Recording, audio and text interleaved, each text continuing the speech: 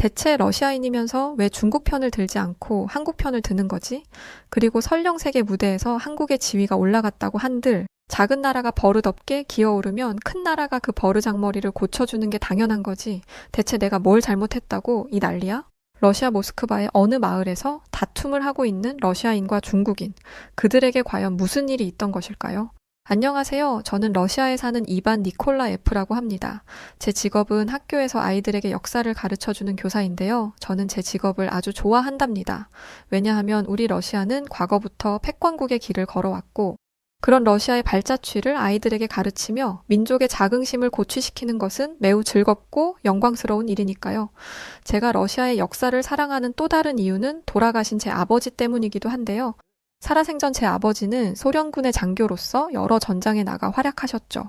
대표적으로 세계 2차 대전 때 유럽을 초토화시킨 독일군은 마침내 소련의 영토를 침범했고 제 아버지는 그들에게 용감히 맞서 싸우셨어요. 지금 유럽연합의 대표랍시고 큰 소리를 치고 있는 프랑스도 당시에는 독일군에 온 국토를 점령당했었는데 우리 소련군은 달랐습니다. 용맹한 소련군은 독일군에 쉽게 밀리지 않았고 얼마 후 미군과 연합하여 독일군을 쓸어버렸죠. 세계의 역사가 완전히 바뀌어버린 그 영광스러운 전장의 한가운데 제 아버지가 계셨고 더 나아가 저의 모국이 전 세계의 리더였다는 사실에 저는 온몸에 전율이 일 만큼 자랑스러움을 느꼈답니다. 그 후로도 소련군은 한국 전쟁에서 우리의 위용을 널리 알렸고 소련이 무너지고 러시아가 된 현재까지도 우리는 강대국의 지위를 견고하게 유지하고 있죠. 비록 지금은 세계 1위 자리를 두고 다투던 예전에 비해 러시아의 입지가 줄어들었다고는 하지만 그래도 우리에게는 엄청난 지하 자원과 뛰어난 우주공학 기술과 첨단 무기들이 있으니 언젠가 우리가 인류 국가로 재도약하는 것은 당연한 일이었고 그렇기에 저는 늘 러시아에 대한 자부심을 품고 살아왔어요. 저는 제가 가르치는 학생들에게는 물론 제 아들, 딸들에게도 영광스러운 러시아의 역사를 알려주며 언제 어디서든 러시아의 국민임을 자랑스럽게 여기며 살아가라고 했죠. 다행히 제 첫째 아들과 둘째 딸은 제 가르침을 받아 훌륭한 러시아인으로 자라났어요. 특히 늦둥이로 태어난 막내딸이 러시아 최고의 약대에 합격하며 제 기대를 한 몸에 받았답니다. 막내딸은 제 아내를 닮아 얼굴도 빼어나게 예뻐서 나중에 저 아이가 어떤 훌륭한 신랑감을 데려오려나 기대되기도 했죠. 하지만 기대가 너무 컸던 탓일까요? 막내는 엄청난 사고를 치며 절 충격에 빠뜨리고 말았습니다. 약대 졸업을 며칠 남겨둔 어느 날 막내는 뜬금없이 가족들을 불러 모으더니 한국 남자와 결혼하겠다는 폭탄 선언을 했고 저는 너무 놀라서 그대로 얼어붙고 말았죠. 그런데 막내의 폭탄 발언은 거기서 끝이 아니었어요. 막내는 결혼식을 올린 뒤 아예 한국에 가서 평생 살 생각을 하고 있었습니다. 저는 너무 기가 막혔지만 일단 이게 다 어떻게 된 일인지 자초지종을 설명해 보라고 했죠. 그러자 막내는 해맑게 웃으며 그 한국 남자와는 대학교에서 만났는데 러시아 남자들과는 다른 다정함과 섬세함이 마음에 들었고 무엇보다 그는 똑똑하고 배울 점이 많은 사람이라서 평생 존경하며 살 수 있을 것 같다고 하더군요. 그 이야기를 듣고 저는 답답함에 가슴을 쾅쾅 치면서 이렇게 말했어요. 러시아에는 한국보다 똑똑한 남자들이 훨씬 더 많아. 그런 힘없고 작은 나라 출신에게서 뭘 배울 게 있다는 거니? 게다가 그 나라는 한국 전쟁 때 우리 소련군에게 짓밟혀 다 죽을 뻔하다가 겨우 목숨만 건진 빈민국이라고. 대체 네가 뭐가 아쉬워서 그런 나라에 시집을 가? 제 말을 들은 막내는 아빠는 너무 옛날 사람이라며 현재 한국은 세계에서 10손가락 안에 꼽히는 초인류 강대국이라고 강경하게 나오더군요. 그러면서 더는 제 말을 들으려 하지 않았죠. 저는 그 한국 놈이 우리 순진한 막내를 아주 단단히도 꼬여냈구나 하는 생각에 너무도 분했어요. 주변에서 들려오는 풍문에 따르면 아시아의 빈민국 출신들이 강대국의 국적을 얻기 위해 일부러 결혼을 하기도 한다던데 제가 보기에는 그 한국 놈이 우리 막내에게 계획적으로 접근한 것이 불보듯 뻔했고 저는 절대 이대로 가만히 있을 수 없었죠. 결혼이라는 것은 서로 사랑하는 사람이 만나는 것도 중요하지만 비슷한 급의 사람들이 만나는 것도 중요하잖아요. 왜냐하면 부부는 평생을 함께 살아가야 하니까요. 출신이 다른 사람들이 만나면 탈이 나기 마련이고 결국 그 관계는 파탄이 날 수밖에 없죠. 저는 제 소중한 막내딸이 그런 가시밭길을 걸어가게 둘 수 없었고 이 사태를 어떻게 수습하면 좋을지 고민하기 시작했어요. 무작정 둘의 사이를 갈라놓으면 오히려 역효과만 나을 테고 그 간사한 한국 놈이 무슨 영악한 수를 쓸지도 모르니 저는 어찌 해야 좋을지 몰라 머릿속이 복잡해졌죠. 그러다가 문득 저희 동네에 새로 이사 온 중국인 가족이 떠올랐어요. 그들은 최근 동네 한가운데에 아시안 마트를 차렸는데 그들이 그곳에 마트를 차린 뒤로 주변에 쓰레기가 눈에 띄게 늘고 벌레가 들끓기 시작해서 동네 사람들은 그들을 별로 좋아하지 않았죠. 하지만 저는 러시아와 중국이 동맹 관계인 것을 잘 알고 있었기에 그 중국 가족에 대해 딱히 나쁜 감정을 가지고 있지 않았어요. 그래서 저는 그 중국 가족에게 찾아가 한번 상담을 받아보기로 했죠. 중국인들만큼 한국에 대해 잘 아는 이들도 없겠다 싶었고 또 그만큼 당시에 저는 절박했거든요. 누구에게라도 한국에 대한 정확한 단서를 얻어서 막내의 결혼을 뜯어말리고 싶었으니까요. 잠시 후 저는 중국인 가족이 운영 중인 아시안 마트에 도착했고 그들에게 간단히 제 소개를 한 뒤 제 사정을 털어놓기 시작했어요. 그러자 그 중국인 가족은 안타깝다는 표정을 짓더니 제게 격하게 공감해 주더군요. 세상에 아주 악질적인 한국인에게 걸리셨네요. 선생님이 생각하시는 것처럼 한국은 아주 가난한 빈민국이에요. 오죽하면 상수도 시설도 제대로 갖춰져 있지 않아서 한국 사람들은 제대로 씻지도 않는다니까요. 그 말을 들은 제가 끔찍하다는 표정을 지으며 당장이라도 토할 것처럼 힘들어하자 중국인들은 제 손을 꼭 잡으며 저를 위로해 주었어요. 그러면서 이런 말을 덧붙이더군요. 선생님의 따님이 차라리 우리 중국인과 교제를 했다면 좋았을 텐데 정말 아쉬워요. 우리 중국은 워낙 부유한 국가라 한국인들과는 차원이 다르게 아주 깨끗하거든요. 워낙 좋은 환경에서 나고 자라다 보니 중국인들은 매일 씻지 않아도 몸에서 아무런 냄새가 나지 않을 정도로 정말 깨끗하고 청결한 국가이기도 하니까요. 그런데 사실 그 말은 조금 이상했어요. 그 중국인의 몸에서는 분명히 불쾌한 냄새가 나고 있었거든요. 제가 고개를 갸웃거리자 그 중국인은 조금 당황하는 듯 하더니 재빨리 다른 말을 꺼내기 시작했습니다. 아이 뭐 그것뿐이에요. 한국인들의 인성은 또 얼마나 더러운데요. 그 나라 사람들은 다들 못돼 먹어서 살기가 아주 나빠요. 아까 제가 한국이 가난하다고 말씀드렸죠? 그래서 그런지 한국에는 공항에 내리면 대번에 보이는 게 노숙자들이라니까요. 그런 사람들이 어찌나 많은지 외국인들만 보면 어떻게든 돈을 뜯어내려고 난리라니까요. 그러면서 드라마나 영화에서는 한국을 좋게 포장해서 내놓잖아요. 외국인들은 한국이 살기 좋은 나라라고 속게 만드는 거죠. 그래야 한국에 올 테니까요. 아주 교활하다니까요. 이어서 그 중국인은 한국인들이 외모지상주의에 빠져있는 괴상하고 이상한 사람들이라며 한국인 비하 발언을 계속해 나갔어요. 천박한 한국인들이 제일 중요하게 여기는 건 얼굴이에요. 그들은 아름다운 얼굴을 가지고 있지 않은 사람들에게는 절대 호의적으로 대하지 않죠. 심지어 한국인들은 흰 피부에 지나치게 집착해서 자신들의 누런 피부를 마치 백인들의 피부처럼 하얗게 만든 가짜 사진이나 영상을 전 세계에 퍼뜨리고 있어요. 하지만 그와 달리 우리 중국인들은 절대 외모로 사람을 차별하지 않아요. 중국인들은 한국 같은 천박한 빈민국과는 근본부터 다른 인류 선진국의 시민이니까요. 그 후로도 중국인들은 계속해서 한국에 대한 험담을 이어갔고 그들의 말을 듣다 보니 어느새 저는 한국이 정말 몹쓸 국가인 것처럼 느껴지기 시작했어요. 그렇게 저는 막내의 결혼을 반드시 말려야겠다는 다짐을 하며 집으로 향했죠. 그런데 막내는 이래저래 복잡한 제 마음도 모르고 그 한국인 남자친구와 신나게 전화를 하고 있는 게 아니겠어요? 그 모습을 본 저는 순간 머리끝까지 화가 나서 이렇게 소리를 질렀습니다. 위대한 러시아인의 긍지도 있고 대체 그런 거렁뱅이 나라에서 온 남자가 뭐가 그렇게 좋다고 이 난리인 거니 기어코 그 한국 놈팽이와 결혼을 하겠다면 다시는 내 얼굴을 못 보게 될 줄 알거라. 제 말을 들은 막내딸은 깜짝 놀라서 왜 그렇게까지 자신의 결혼을 반대하는 거냐고 묻더군요. 그래서 저는 아까 중국인 가족이 제게 해준 이야기를 그대로 전해주었죠. 이어서 아무리 생각해도 그 영악한 한국놈이 신분 상승을 하기 위해 불순한 목적을 가지고 너에게 접근한 것 같으니 이쯤에서 그놈과 관계를 끝내라고 말하며 저는 막내를 설득하려 했습니다. 하지만 막내는 그 중국인 가족이 말도 안 되는 헛소리를 한 것이라며 제 말을 들으려 하지 않더군요. 중국인들은 원래 한국에 대한 열등감이 심해서 그런 거짓말을 잘하고 다녀요. 속으신 거예요. 실제 한국은 가난하기는커녕 중국을 초월한 강대국이 된 지 오래라고요.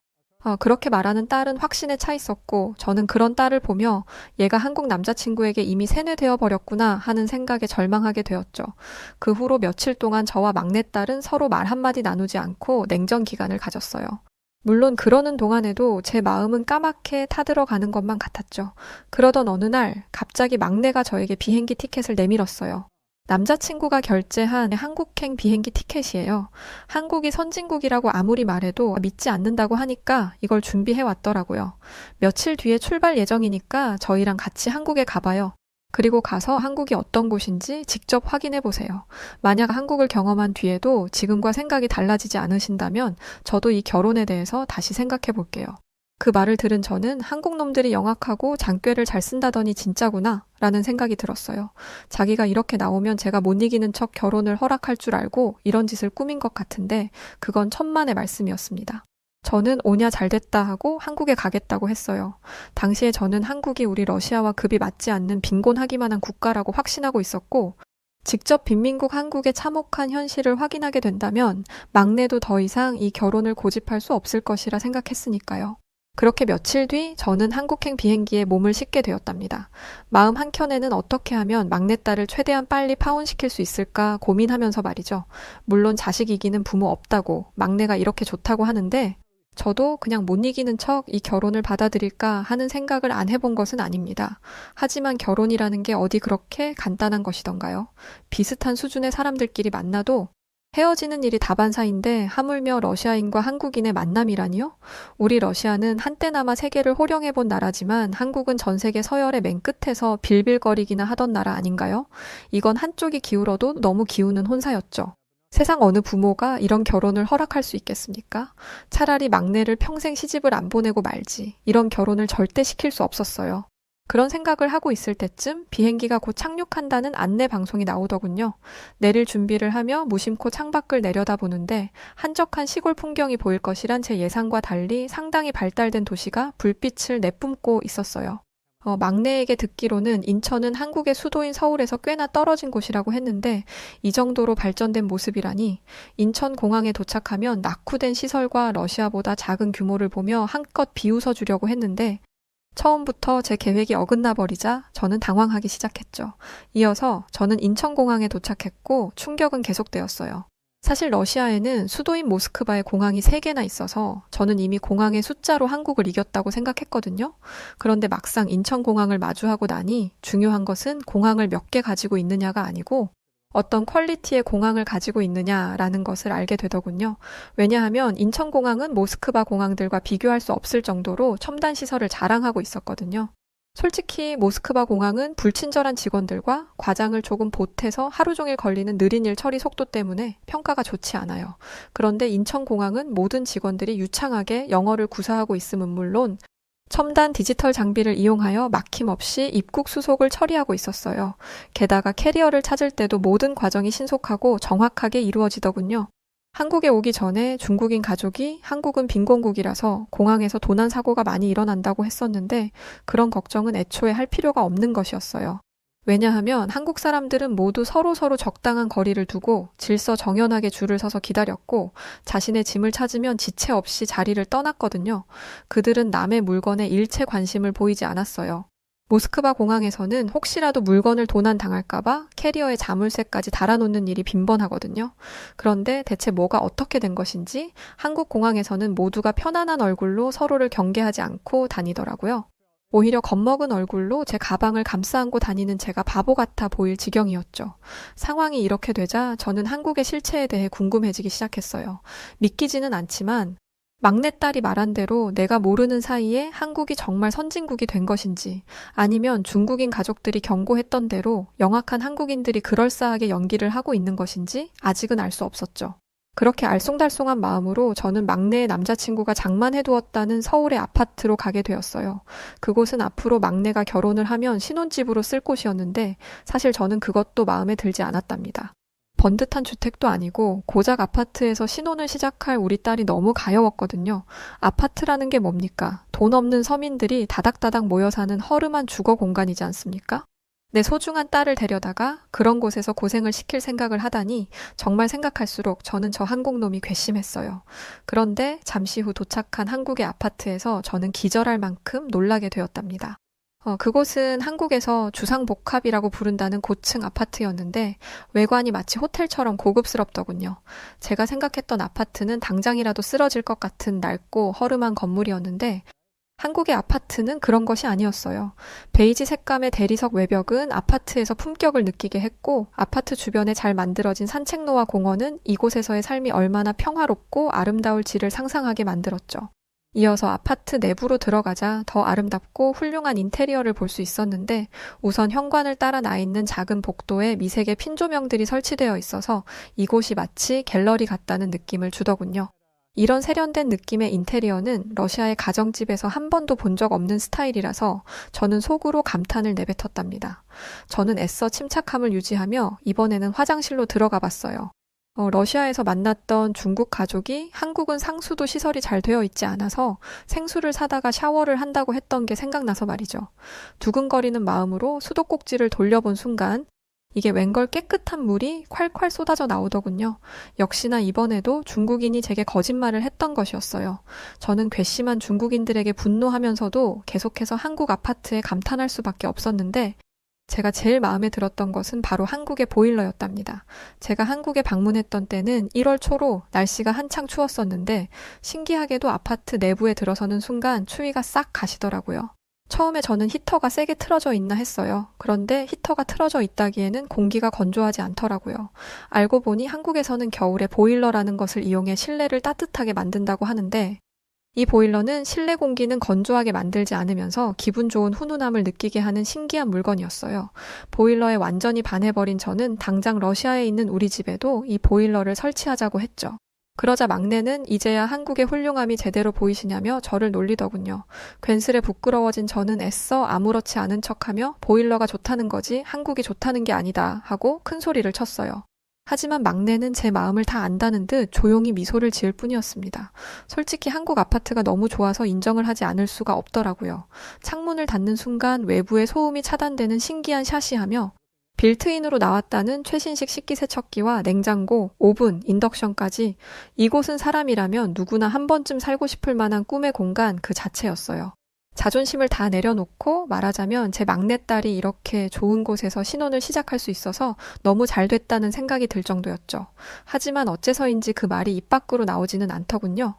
마음속에서는 이미 한국을 인정하기 시작했으면서도 말이에요. 그렇게 제가 우물쭈물하고 있을 때 마침 저녁을 먹을 시간이 되었고 저는 막내딸 커플과 함께 근처에 있는 삼계탕집에 가게 되었어요. 삼계탕은 몸보신을 위해 먹는 한국의 전통 음식 중 하나로 제 예비 사위가 특별히 저를 위해 고른 메뉴였죠. 저는 그 마음 씀씀이가 예뻐서 삼계탕을 맛있게 먹으리라 다짐했어요. 사실 저는 삼계탕을 생전 처음 먹어보는 것이었고 그게 제 입맛에 맞을지 안 맞을지도 몰랐지만 그래도 이렇게라도 한국을 무시하고 업신여겼던 저의 행동을 사과하고 싶었거든요. 그런데 그런 저의 다짐은 다 쓸모없는 것이었습니다. 왜냐하면 삼계탕은 진짜 맛있었거든요. 뜨끈하고 구수한 국물은 말할 것도 없고 입에 넣는 순간 사르르 녹아버리는 닭고기의 맛도 정말 일품이었어요. 삼계탕을 먹고 있자니 절로 보드카가 마시고 싶어졌는데 제 마음을 읽은 것인지 예비 사위가 인삼주를 주문하더군요. 인삼주는 보드카처럼 화끈하면서도 목 넘김이 부드럽고 향기로운 맛이 인상적이었어요. 그때 문득 이 인삼주가 한국과 비슷하다는 생각이 들더군요. 저는 어리석게도 과거의 영광에 취해 한국을 무시했지만 한국은 러시아 못지않게 강력한 선진국이었고 그러면서 동시에 특유의 세련됨과 여유로움을 갖춘 나라였어요. 그런 생각이 들자 이제는 고집 부리지 말고 막내의 결혼을 허락해야겠다는 결심이 서더군요. 한국은 정말 살기 좋은 나라구나. 그동안 세월이 많이 흘렀고 한국도 몰라보게 변했는데 나만 옛날 그 자리에 고인 물처럼 썩어가고 있던 거였어. 이제 너희 두 사람의 결혼을 기쁜 마음으로 허락할 테니 어리석었던 이 아빠를 용서해 주겠니? 제 말을 들은 막내와 예비 사위는 더없이 기쁜 미소를 지으며 제게 안겨왔어요. 그 순간 저는 그동안 못나게 굴었던 제 자신이 싫어지더군요. 이렇게 한국에 직접 와서 보면 단 몇 시간 만에 진짜 한국의 모습을 알 수 있었는데 중국인들의 거짓말에 바보처럼 속았던 것도 너무 한심하게 느껴졌고요. 정말이지 여러모로 부끄러움에 고개를 들 수 없는 시간이었습니다. 그렇게 반성하며 삼계탕집을 나서자 어느새 늦은 밤 시간이 되었더군요. 그런데 한국의 밤거리에는 여전히 많은 사람들이 활기찬 모습으로 돌아다니고 있었어요. 심지어 어떤 젊은 부부는 유모차에 아기를 태우고 밤 산책을 하고 있더군요. 러시아에는 마피아들이 활개를 치고 있어서 늦은 시간에 돌아다니는 것을 상상조차 할 수 없는데 말이죠. 하지만 한국 사람들에게는 오히려 그런 범죄가 상상조차 할 수 없는 일이었어요.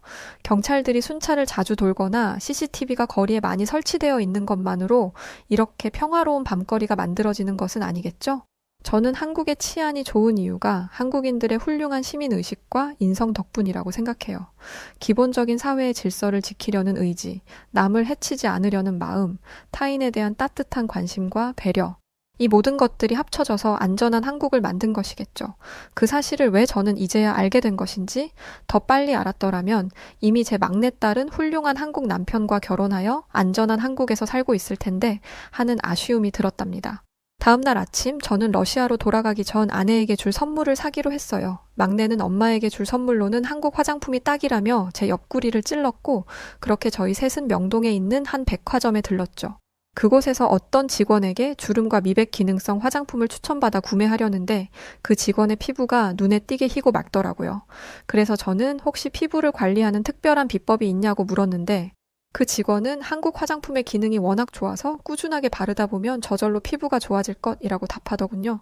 그러고 보니 한국 사람들은 대체로 다 피부가 눈부시게 희고 좋았는데 거기에 한국 화장품의 기술력이 한몫 타는 것이었나 보더라고요. 하나를 잘하면 열을 잘한다더니 한국 사람들은 가전제품, 디지털 기기, 자동차와 선박에 이어 화장품까지 잘 만드는 것이었죠.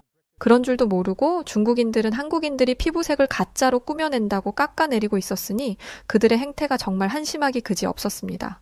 이런 상황이 계속 반복되다 보니 정말 화가 나더라고요. 대체 그 중국 가족은 무슨 억하심정이 있길래 제게 그런 거짓말을 한 것인지 저는 하마터면 제 막내딸의 결혼을 망칠 뻔한 그들에게 크게 한 방 먹여줘야겠다는 결심을 하게 되었어요. 그렇게 시간이 지나 저는 러시아로 돌아오게 되었고 얼마 후 그 가증스러운 중국 가족을 만나러 갔죠. 그들은 뻔뻔스럽게도 태연한 얼굴을 하고 저를 맞이하며 이렇게 묻더군요. 막내 따님 결혼은 어떻게 되어가고 있나요? 저번에 한국 남자와 결혼하지 못하게 기필코 맞겠다고 하시더니 잘 되셨나 모르겠네요. 아유, 그런데 한국인들은 워낙 징그럽고 끈질긴 구석이 있어서 선생님 생각처럼 잘 떨어져 나가지 않을 거예요. 여전히 한국을 향해 말도 안 되는 음해를 늘어놓는 그 중국인을 보며 저는 참을 수 없는 분노를 느꼈고 결국 그 중국인을 제대로 정신 차리게 해줘야겠다 결심했습니다. 자세를 고쳐 잡은 저는 예전에 아버지가 살아계실 때 배워두었던 소련군의 호신술을 이용해 그 중국인을 순식간에 제압했고 그는 갑자기 왜 이러냐고 울며불며 난리를 치더군요. 그런 중국인에게 저는 이렇게 말했죠. 감히 겁도 없이 러시아와 한국을 이간질한 벌이다. 똑똑히 들어. 징그러운 건 한국이 아니라 너희 중국인들이야. 한국은 너희가 감히 고개를 들고 바라보지도 못할 높이까지 이미 올라가 있다고. 너희 같이 남에게 피해만 끼치는 중국인들이 어딜 감히 한국을 입에 담아 한 번만 더 이런 짓 하고 다녔다가는 러시아의 무서움을 보여줄 테니까 각오해. 그리고 왜 이러냐고. 며칠 전에 한국에 직접 가서 내 두 눈으로 똑똑히 보고 왔어. 더 이상 거짓말 하려 들지 마. 알겠어? 제 서슬퍼런 경고에 그 중국인은 겁을 집어먹은 것인지 아무 말도 하지 못하더군요. 저는 이쯤 하면 충분히 알아들었겠거니 하고 이제 그만 돌아가려 하는데 뒤에서 중국인의 중얼거리는 목소리가 들려왔어요. 당신은 러시아인이면서 왜 중국 편을 들지 않고 한국 편을 드는 거지? 그리고 설령 세계 무대에서 한국의 지위가 올라갔다고 한들 작은 나라가 버릇없게 기어오르면 큰 나라가 그 버르장머리를 고쳐주는 게 당연한 거지. 대체 내가 뭘 잘못했다고 이 난리야? 예전부터 한국은 우리 중국을 형님으로 모시던 약소국이었고 나는 그 전통을 계승했을 뿐이야. 저는 그 황당한 주장에 어이가 없어서 주먹을 불끈 쥐고 끓어오르는 화를 겨우 참아내며 이렇게 말했습니다. 한국을 너희 수준으로 떨어뜨리고 싶으니까 그렇게 한국 욕을 하고 다니나 본데 착각하지 마. 중국인들이 아무리 한국에 대한 험담을 하고 다녀도 한국의 품격은 조금도 손상되지 않으니까. 왜냐하면 한국을 직접 경험해본 사람은 한국에게 진심으로 반하게 되어 있거든. 반면에 중국을 직접 경험해본 사람은 중국에게 진심으로 질리게 되어 있지. 제 말을 들은 중국인은 멋씹은 얼굴을 해가지고는 저를 있는 대로 노려보았고 저 역시 지지 않고 그를 무시하는 눈빛으로 바라봐 주었습니다. 왜 한국 깎아내리기 작전이 실패해서 분해? 제가 이렇게 조롱하자 그 중국인은 한국 사위가 생기니까 중국을 배신하고 이제 한국 편을 드는 거냐며 러시아는 중국과 영원히 한 배를 타야지 라고 억지를 쓰며 혼잣말을 하기 시작했습니다.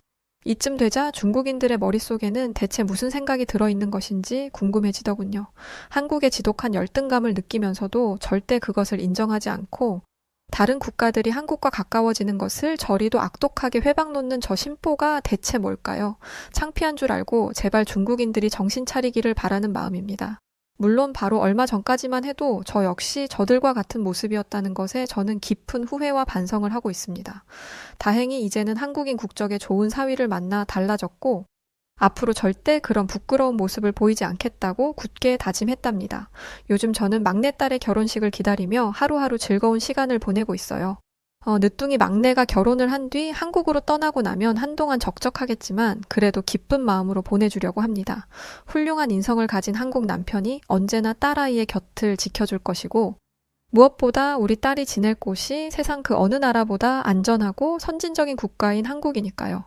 그리고 딸아이를 만난다는 핑계로 종종 한국에 가볼 수 있다는 것도 요즘 저의 기쁨 중 하나랍니다. 한국의 따뜻한 보일러방에서 지내다가 추운 러시아로 돌아오니 정말 못 견디겠어서 말이지요. 바닥에 등을 대고 누우면 온몸이 사르르 녹아내리는 것만 같았던 그 느낌을 얼른 다시 느껴보고 싶네요. 그리고 예비 사위에게 들어보니 한국에는 찜질방이라는 곳도 있다죠?